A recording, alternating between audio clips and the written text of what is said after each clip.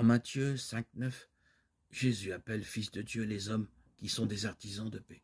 En Matthieu 5, 44-45, il dit que ceux-là sont fils de Dieu, qui aiment leurs ennemis et qui prient pour ceux qui les persécutent. De telles déclarations semblent aller contre le bon sens. Ne sont-elles pas un défi à la raison et à l'expérience? Pourtant, celui qui écoute et fait sien le message de Jésus ne se référera pas à ces critères. Il s'en tient à la règle divine que Jésus, le Fils de Dieu, nous a révélée et qu'il a vécu le premier. Cette règle, c'est l'amour inconditionné de Dieu, qui veut le bien de tous les hommes, des justes comme des injustes. Aussi, le disciple de Jésus est considéré par la masse des hommes comme un optimiste, un pénitent, qui ne se laisse jamais décourager.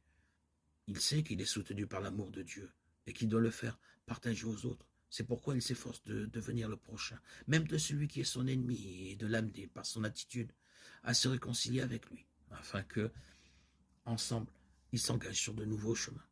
Qui sait si, par ce comportement, il ne serait pas un agent de paix et de réconciliation pour d'autres hommes qui sont brouillés entre eux et qui n'ont rien à voir avec lui. Le moindre geste fait dans un esprit de conciliation porte en lui-même la grande promesse de Dieu. Ils seront appelés fils de Dieu.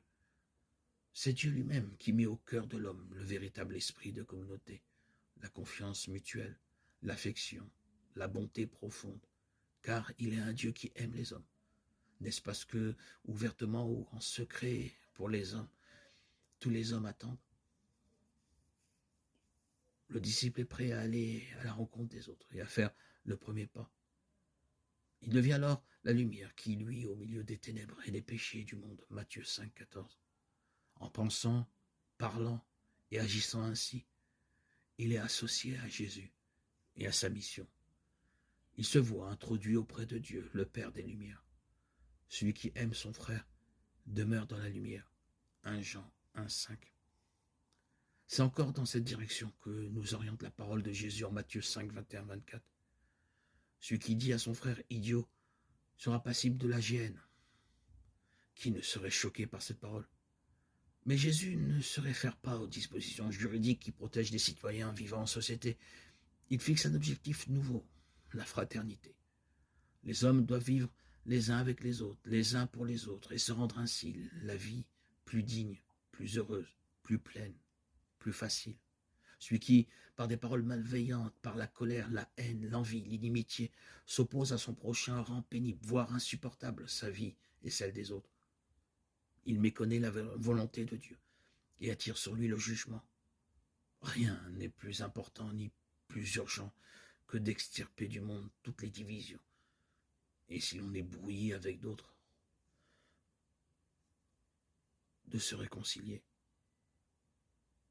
Le culte à rendre à Dieu ne peut en aucun cas être un prétexte ou une excuse pour différer cette réconciliation. Sinon, l'on taxerait le fidèle d'hypocrisie et il serait son propre accusateur. Une chose est certaine, la question de savoir qui, dans tel cas, a tort ou raison ne sera jamais posée en termes de dispute et de chicane. Cela ne sera guère le moyen pour parvenir à une réconciliation. Le disciple de Jésus est tenu de faire tout ce qui est en son pouvoir pour faire disparaître tous les désaccords entre les hommes.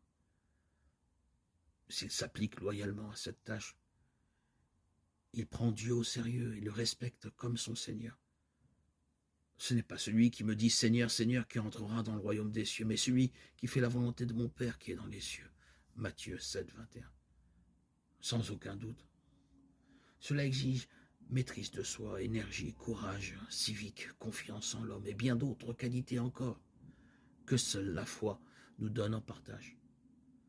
Dans ces conditions, le culte est digne de Dieu et notre christianisme devient crédible.